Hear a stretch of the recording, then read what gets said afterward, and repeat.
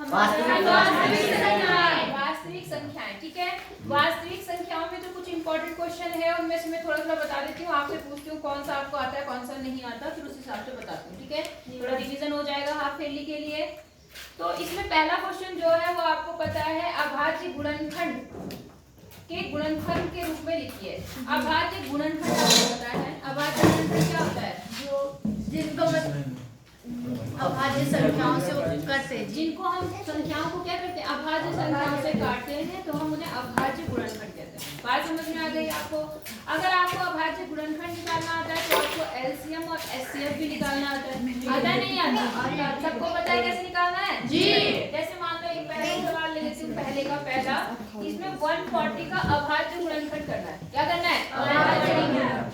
तो इसको करने के लिए आपको पता है हम क्या करते हैं, अभाज्य संख्याओं से काटते हैं।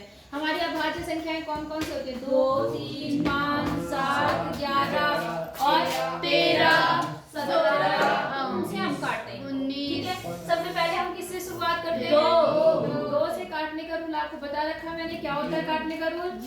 जिन संख्याओं के अंत में 0, 2, 4, 6, 8, 10, 10 बस नहीं, केवल 0, 2, 4, 6, 8 वो सारी संख्याएं 2 से क्या होंगी? इसके आखिरी में कितना है? 0। इसका मतलब भी 2 से क्या होगा? कटेगा। 2 से काटने का मतलब रियल में भाग करना, जिससे भी काटते हैं हम क्या करते हैं, इसको भाग। तो जैसे अब 2 के पहाड़े में 14 कितनी बार? 7 पूरा कट गया और क्या बचा यहाँ पर? 0। फिर आखिरी में कितना है? 2। तो 2 से 0 है, फिर 2 से कट जाएगा 35। का पहाड़ा 7 में कितनी बार जाएगा? नहीं जाएगा, तो 3 में करेंगे। 2 का पहाड़ा 7 में 2 क्या? 2 6 और 1 बचा 2 बचा 10। समझ गए? सबको आता है ये? नहीं आता? ये छोटी क्लास का है, जो 6 में होते हैं उन्हें भी बताया जाता है। ये इतना समझ में आ गया?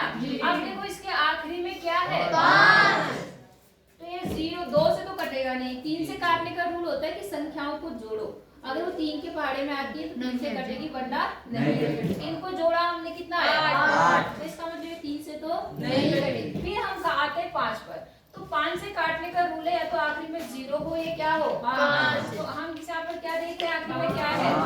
तो हम इसे काटेंगे 5 के बारे में 35 कितनी बार? 7।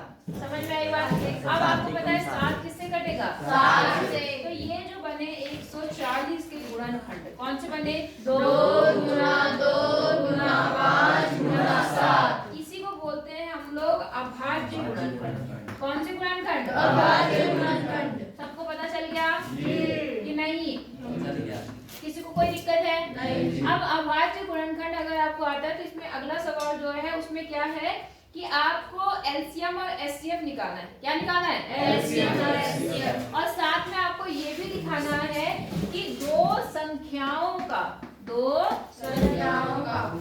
आज तो पहला दिन है रिवीजन का, तो मैं आपको बता रही अगली बार से आप रिवीजन खुद करके आना, जो क्वेश्चन नहीं आएगा वो पूछना।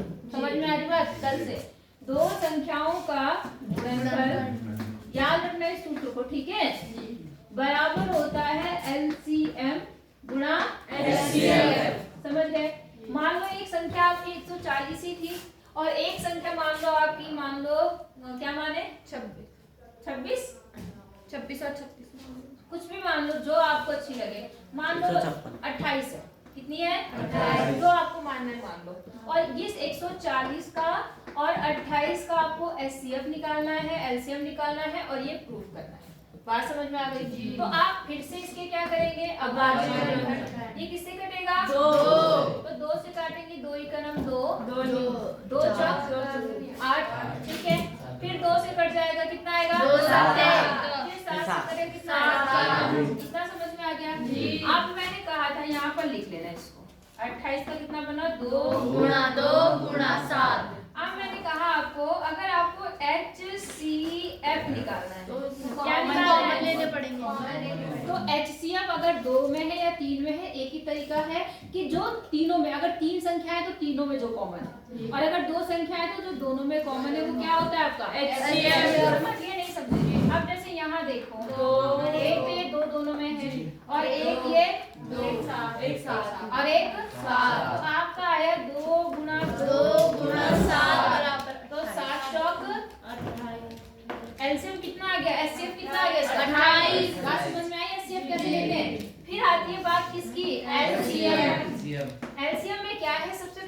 कॉमन होते हैं उन्हें ले लो। तो जैसे ये कॉमन था, दोनों में है, वो ले लिया। फिर 2 कॉमन है, फिर क्या कॉमन? अब अगर कोई कॉमन नहीं है, जो बचते हैं उनको ले लो। तो यहाँ इस लाइन में क्या बचा? 5। और यहाँ कुछ बचा नहीं बचा? नहीं। तो 5 और रह जाएगा इसके साथ। बोलो समझ में आई बात या नहीं आई?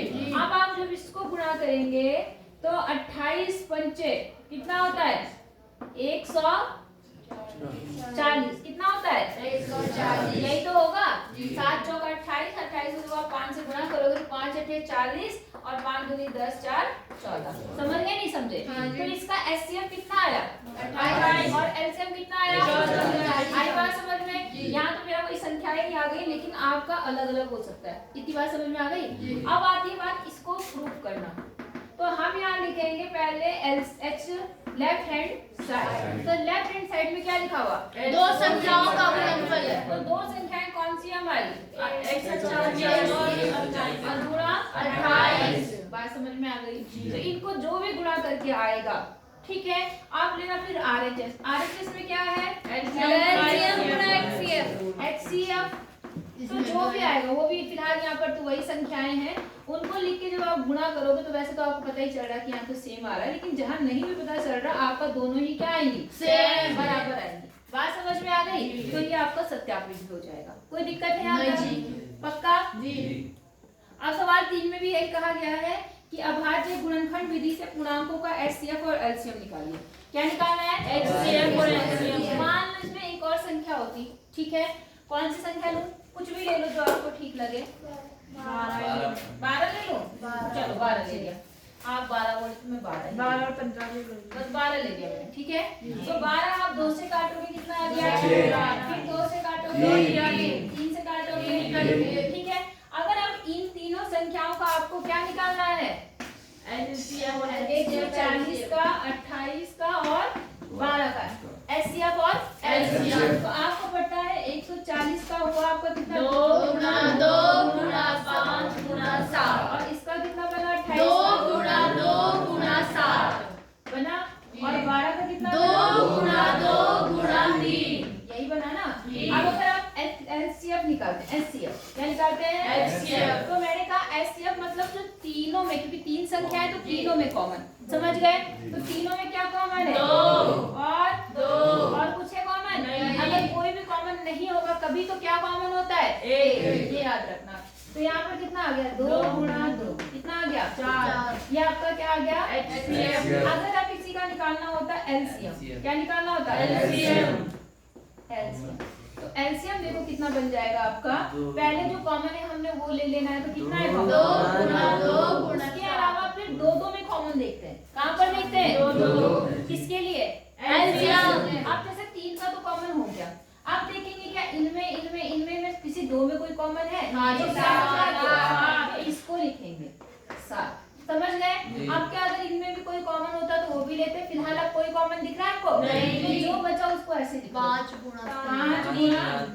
और इसको जो भी गुणा करके आएगा वो आपका क्या आ जाएगा? एलसीएम। बोलो बात समझ में आ गई कि नहीं आई? हो जाएगा जी। तो मैंने एक ही सवाल में आपको 3 तरह के सवाल बता दिए कि तीनों सवाल कैसे होंगे। कोई आपको दिक्कत है तो बता दो। नहीं है दिक्कत? हो जाएंगे जी।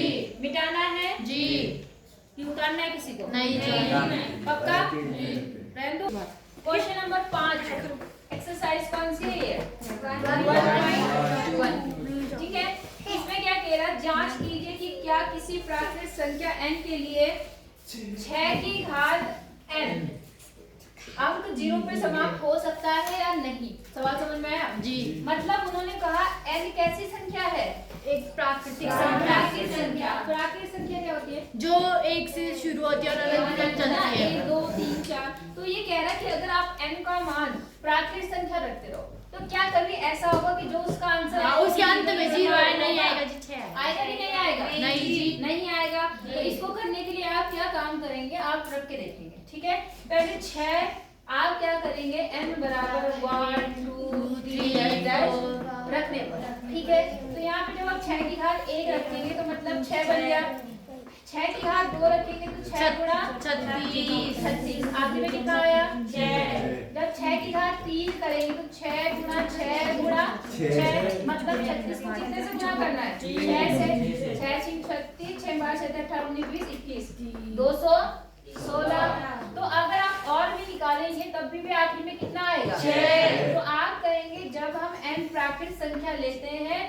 हमेशा जो भी आपका आंसर आएगा उसका अंतिम मतलब इकाई का अंक क्या आएगा 6। ये 0 पे कभी समाप्त नहीं होगा। बात समझ में आ गई? एक नहीं आई, आ आ गई जी। पक्का? क्यों कहा हमने ऐसा? क्योंकि ये अंतिम जो अंतिम संख्या वो 6 ही आ रहा है जी प्राकृतिक संख्या लेने पर, ठीक है ना। अगर प्राकृतिक ना भी लेते हम, अगर मान लो पूर्ण संख्या भी बोलता है तो पूर्ण संख्या कहाँ से शुरू होती है 0 से। तो हम 6 की घात 0 जब रखते हैं तो किसी भी संख्या की घात 0 का मतलब क्या होता है 0 1 मारूंगी भी मैं 1 होता है। तो तब भी वो 0 पे समाप्त नहीं होता। इसी बात समझ में आ गई। और छठा सवाल मैंने 7वां सवाल में आपको कल बता दिया था, बताया था नहीं बताया था? बता दिया था। आपको क्या काम करना है, इनमें क्या लेना है कॉमन लेना है। क्या लेना है कॉमन लेके आप क्या देखेंगे कि एक संख्या ऐसी बनेगी उनमें से, आपको एक संख्या ऐसी बनेगी जो कटने वाली होगी, भाज्य होगी। क्या होगी? रुको मैं निकालूं। भाज्य होगी। क्या होगी? भाज्य होगी। और इसलिए आप क्या कहेंगे कि वो संख्या क्या होगी कटेगी। नहीं समझ में आई? जिसने पूछा है आपसे व्याख्या कीजिए कि ये संख्या कौन सी संख्या 7 गुना 11 गुना 13 प्लस 13। एक बता के दूसरा आप फिर देखिए कि ये का इसने कौन सी संख्या है भाज्य संख्या। और ये भाज्य संख्याएं हैं क्यों है? तो आपको मैंने बताया था भाज्य संख्याएं वो होती है जो कटती है और अभाज्य संख्याएं वो है जो किसी से नहीं कटती। भाज्य संख्याओं के अन्य गुणनखंड होते हैं लेकिन अभाज्य संख्याओं का कोई गुणनखंड नहीं होता। या तो वो एक से कटती है या खुद से कटती है, बताया था मैंने आपको। अब देखो यहाँ क्या है, आप इसमें 13 कॉमन ले लो तो 13 कैसी संख्या है अभाज्य, आपको पता है। यहाँ बन गया 7 गुना 11 और प्लस यहाँ क्या बन गया 1 11 सते 77 और प्लस 1 और यहाँ 13 और ये बना 13 गुना 78। आप चाहो तो गुणा करके बताओ वरना तो आप कहेंगे या गुणा कर लो। आप जब इसे गुणा करेंगे ऐसे ही बोल दो आंसर जैसा आप देना चाहो, क्योंकि इसके आखिरी में क्या है 8। तो जाहिर सी बात है ये संख्या किससे कटेगी 2 से 4 से कटेगी नहीं कटेगी। और साथ में और से भी कटेगी, 7 7 14 और 1 15, ये 3 से भी कट रही है 2 से भी कट रही है और भी संख्याओं से कटेगी। तो यहाँ पर ये संख्या कैसी है भाज्य और ये कैसी थी अभाज्य। तो जब आप भाज्य संख्या को एक अभाज्य संख्या से गुणा करेंगे तो आंसर हमेशा आपको कौन सी संख्या इसलिए हम कहेंगे कि ये भाज्य संख्या है। बोलो बात समझ में आ गई आपको? जी नहीं आई? आ गई। क्या बोलेंगे कि ये भाज्य संख्या है ये वाली और ये कैसी संख्या है भाज्य संख्या को अभाज्य संख्या से गुणा करेंगे तो आंसर हमेशा क्या मिलता है भाज्य। इसलिए हमारी कैसी संख्या है भाज्य। हो जाएगा हो जाएगा। अगला सवाल साथ में बोल रहा है किसी मैदान के चारों ओर एक वृत्ताकार पथ है, ठीक है। एक मैदान है ऐसा और इसके चारों तरफ एक वृत्ताकार क्या है पथ मतलब रास्ता। ये रास्ता समझिए आप लोग। इस मैदान का एक चक्कर लगाने में सानिया को 18 मिनट लगते हैं। कितने मिनट लगते हैं 18। सानिया 18 मिनट लेती है। दूसरा क्या है, जबकि इसी मैदान का चक्कर लगाने में रवि को कितने मिनट लगते हैं 12 मिनट लगते हैं। मान लीजिए दोनों एक ही स्थान से चलना प्रारंभ करते हैं तो वो पुनः उस स्थान पर कब मिलेंगे? मेरी बात समझ में आई? एक जल्दी चल रहा है और एक कैसे चल रहा है आराम से चल रहा है। तो लेकिन चलना वो कहाँ से शुरू करते हैं यहीं से। अब देखो एक भागेगा तेज थोड़ा भागेगा, दूसरा क्या होगा थोड़ा स्लो भाग रहा है। तो जब वो यहाँ पहुंच जाएगा दूसरा शायद पीछे ही रहेगा नहीं रहेगा। अब उसके बाद क्या होगा, ये जब तक यहाँ भागेगा तब तक वो लड़का पहला वाला जो यहाँ है दूसरा वाला यहाँ क्या पता यहाँ पहुंच गया हो। कुल मिलाकर मतलब ऐसा नहीं कि ये एक बार में तुरंत मिल जाएंगे, कुछ टाइम बाद ये फिर से एक जगह पर मिल सकते हैं। नहीं आई बात समझ में? तो ऐसे सवालों को निकालने के लिए ये सवाल बहुत ज्यादा इम्पोर्टेंट है। मैंने आपको बताया था कंपटीशन में बहुत पूछा जाता है। अगर आप ग्रुप सी के पेपर देखो या और भी ऐसे एग्जाम देखो तो वहाँ बहुत ज्यादा होता है ऐसा। वहाँ घंटी का सवाल आता है कि घंटी 3 घंटियां हैं एक साथ बजाई हमने, फिर वो इतने अंतराल के बाद बजती हैं तो वो फिर से एक साथ कब बजेगी। ऐसे सवाल या ऐसे चक्कर वाले सवाल की कब वो एक साथ मिलेंगे। ऐसे सवाल में बस एक चीज याद रखनी है LCM निकालना है। क्या निकालना है LCM। बात समझ में आ गई? लघुत्तम समापन से निकालना है आपको, बाकी कुछ नहीं निकालना। बात समझ में आ गई? तो आप जहाँ 18 और 12 का LCM निकालेंगे आपका क्या आ जाएगा आंसर हो जाएगा। कोई दिक्कत है? अगली एक्सरसाइज पे आ जाए जी मैम। टेस्ट लूंगी कल इनमें से, अगर एक भी सवाल गलत हुआ ना तो टांग तोड़ूंगी, याद रखना।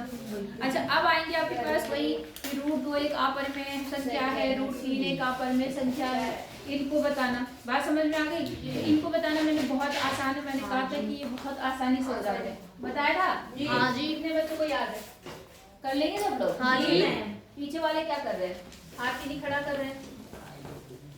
आसान सवाल होते हैं, आपको इसमें ज्यादा कुछ करना ही नहीं होता है।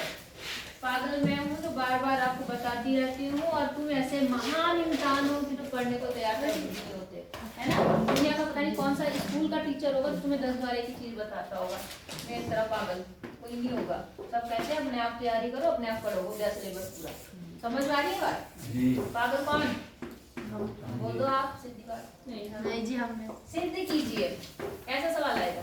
सिद्ध कीजिए कि √2 कैसी संख्या है? अपरिमेय। आपको पता है अपरिमेय संख्या क्या होती है? कौन सी होती है अपरिमेय संख्या? जो जिनके बटे में कुछ नहीं होता। देखो परिमेय, हाँ परिमेय संख्या वो संख्या होती है जिन्हें हम P और Q के रूप में लिख सकते हैं, P बटे Q के रूप में लिख सकते हैं। आई बात समझ में? और अपरिमेय संख्या वो संख्याएं होती है जिन्हें हम P बटे Q के रूप में नहीं लिख सकते, या अगर अंडर रूट में है तो उनका वर्गमूल नहीं होता। बात समझ में आ गई आपको कि नहीं आई? आ गई। तो हम क्या करते हैं, हमें सिद्ध करना है ये कैसी संख्या है? हम इसका उल्टा करते हैं। जब इसमें सॉल्यूशन में आते हैं हम लोग तो हम कहते हैं माना, क्या बोलते हैं? एक परिमेय संख्या है,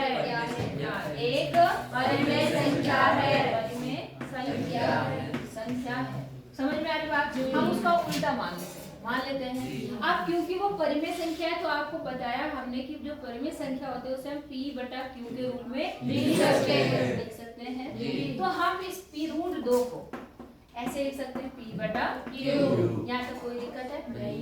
किसी को कोई परेशानी है? नहीं। भाई अपनी परिमेय संख्या तो इसे मैं बटे के रूप में लिख सकती हूँ। और अब लिखने के बाद मैंने कहा तथा एक चीज और मैंने बता दी कि P व Q में कोई उभयनिष्ठ गुणनखंड नहीं है। Very good. कोई उभयनिष्ठ गुणनखंड नहीं है। गुणनखंड या गुणनखंड नहीं है। ये बात समझ में आई आपको? जी। हमारे कहने का मतलब ये है कि अगर हमने इसे P बटे Q के रूप में लिख दिया तो अब ये कट चुकी है जितनी कट रही थी। अब इसमें कोई भी कॉमन फैक्टर नहीं है, उभयनिष्ठ गुणनखंड नहीं है। जैसे मान लो ये 2 है, ये 3 है, तो क्या 2 या 3 किसी पहाड़ से कटेंगे? नहीं। तो ऐसी ये संख्याएं हैं जो यहाँ पर है। यहाँ तक बात समझ में आ गई कि नहीं आई? अब आप क्या काम करते हैं? इस रेडिएशन क्या मान लेते हैं? और थोड़ा सा और कर सकते हैं आप। क्या काम करते हैं? इनका समीकरण 1 का वर्ग करते, समीकरण 1 का वर्ग करने पर, हाँ वर्ग करने पर तो जब आप वर्ग करेंगे तो देखो यहाँ कितना बन जाएगा? इसका वर्ग करेंगे तो 2 बन जाएगा, क्योंकि √2 का वर्ग कितना होता है? 2। किसी भी रूट संख्या का वर्ग करने पर वही संख्या आपको मिलेगी है। समझ गए? और यहाँ वर्ग करेंगे तो बन गया P² बटे Q²। यहाँ तक समझ में आया? आप क्या काम कर सकते हैं? थोड़ा क्रॉस मल्टीप्लाई कर सकते हैं। P² बराबर 2Q² बोल सकते हैं। बोले यहाँ तक बात समझ में आई है नहीं आई? आ गई जी। अब आपने देखा कि P² बराबर क्या है? आप 2 इससे क्या रिजल्ट निकलता है इसको ध्यान देना। इसके साथ में 2 गुणा है ना, इसका मतलब जो P है वो 2, उसका जो गुणनखंड है वो यहाँ पर P, ये 2 गुणा Q² बना। इसका मतलब जो P² है वो 2 से विभाजित है। मेरी बात समझ में आ रही है कि नहीं आ रही है? आ रही है। एक छोटी सी बात समझो, मान लो हमारे पास में 12 है। कितना है? 12। तो 12 को मैं लिखी हूँ 2 गुणा 6, लिखेंगे यही तो लिखेंगे ना, क्योंकि ये इसके क्या है? बराबर में है। तो इसका मतलब क्या है कि 12 किससे कटता है? 2 से। कटता है नहीं कटता है? कटता है जी। तो वही सेम लॉजिक हम यहाँ लगाएंगे।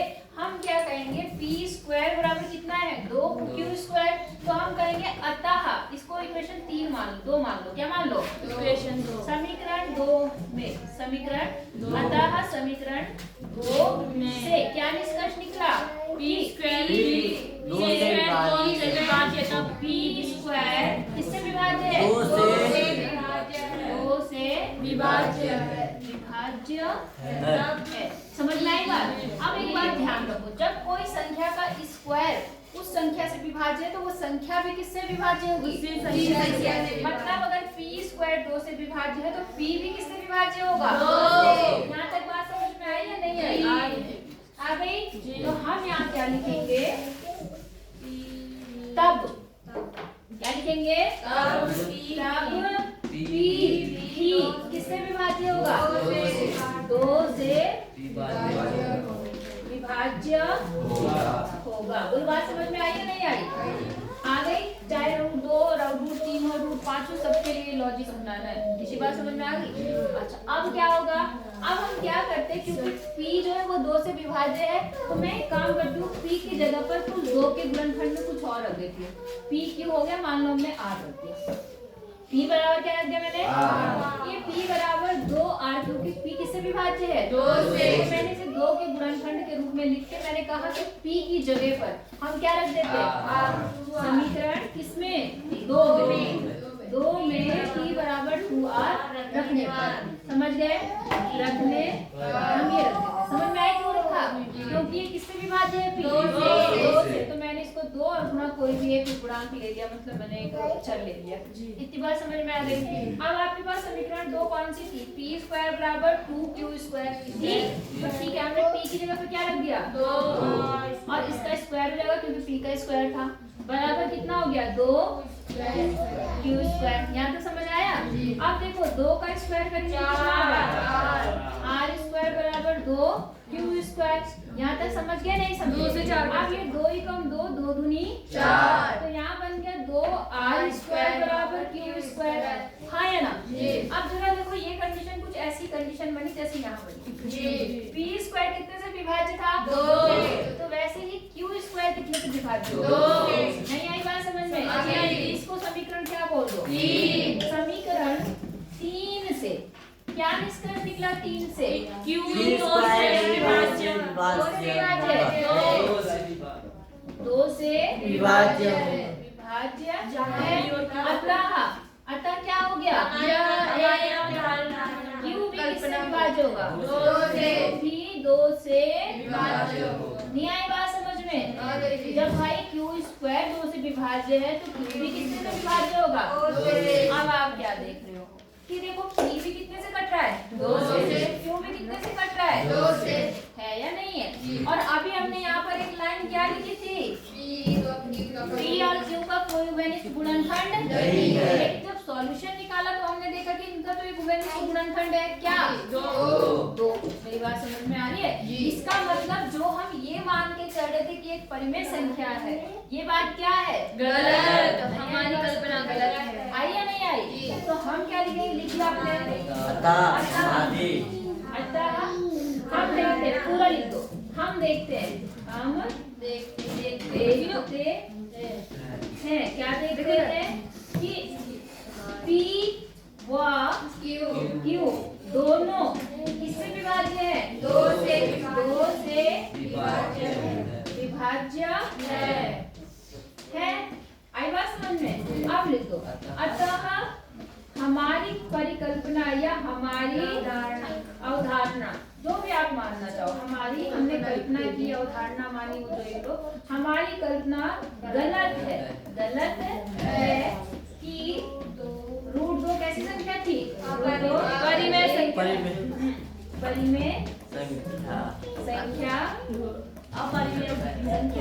है। ठीक है, ये अवधारणा हमारी क्या है? गलत है कि ये एक परिमेय संख्या है। अतः रूट 2 एक अपरिमेय संख्या है। अपरिमेय संख्या होगी। इति सिद्धम। बात समझ में आई या नहीं आई? पक्का? कितनों को मेरी बात समझ में आई? सबको आ गई? Root 2, root 3, root 5, root 7, root 11, जितनी भी रूट वाली संख्याएं हैं सबको कर लेंगे इस तरह से। कोई दिक्कत है? उतारना है? उतारना तो उतारो, फिर अगला बताती हूँ। कोई सवाल जो है, जैसे यहाँ पे बहुत सारे सवाल दे रखे, मान लीजिए ये रखा 5 माइनस रूट 3 एक अपरिमेय संख्या है। 5 माइनस रूट 2 रूट 3 कुछ भी हो सकता है। तो इनको भी आप पहले क्या मानेंगे कि ये कैसी संख्या है? परिमेय मान लेना। वैसे भी अपरिमेय, लेकिन हम इसे क्या मानेंगे? परिमेय। अब आप क्या काम समझना, ध्यान से समझना है ना। अगर ये परिमेय है तो फिर से हम इन्हें P बटे Q के रूप में लिखेंगे, ठीक है। पूरी लाइन वही लिखना कि हम इसे P बटे Q के रूप में लिख सकते हैं, इसका कोई बेनिफिट गुणनफल नहीं है। अब क्या होगा, ये जो रूट 2 है ये माइनस में है, इसको हम इधर ले जाते हैं और इसको कहाँ लाते हैं, इधर। तो यहाँ पर क्या बन गया, रूट 2 और इधर क्या बन गया, 5 माइनस P बटे Q। कितनी बार समझ में आई। अब आप ये और इजी होते हैं, इसमें आपको ज्यादा झंझट नहीं करना पड़ेगा। आप इसमें क्या बोलेंगे कि 5 कैसे संख्या है, परिमेय है, और P बटा Q भी क्या है, परिमेय है। बात समझ में आ गई। आप परिमेय संख्याओं का जो घटाएंगे तो आंसर भी आपको क्या मिलेगा, परिमेय। बात समझ में आ गई कि नहीं। परिमेय संख्याओं को अगर हम आपस में घटाते तो रिजल्ट क्या मिलता है, परिमेय। और इस साइड क्या है आपके पास, रूट 2 कैसी संख्या है, आएगा समझ में। तो आप लिखेंगे ये परिमेय संख्या, ये परिमेय संख्या, इनका अंतर भी क्या होगा, परिमेय। और परंतु दूसरी साइड में क्या है, अपरिमेय संख्या। तो एक परिमेय संख्या एक अपरिमेय संख्या के बराबर कभी नहीं हो सकती, इसलिए हमारी अवधारणा गलत है कि ये एक कैसी संख्या है, अपरिमेय। ये एक कैसी संख्या होगी, अपरिमेय। बात समझ में आई। तो ये पूरी एक्सरसाइज खत्म हो गई। हाँ जी, कोई दिक्कत नहीं। कल मैं इसका टेस्ट लूंगी और केवल कितने मिनट का टेस्ट होगा मैं ये बता दूंगी। 45 मिनट का पीरियड है। हाँ जी, मैं तुम्हारे 45 मिनट में से 20 मिनट या 25 मिनट तुम्हारा टेस्ट को दूंगी और 20 मिनट पढ़ाऊंगी।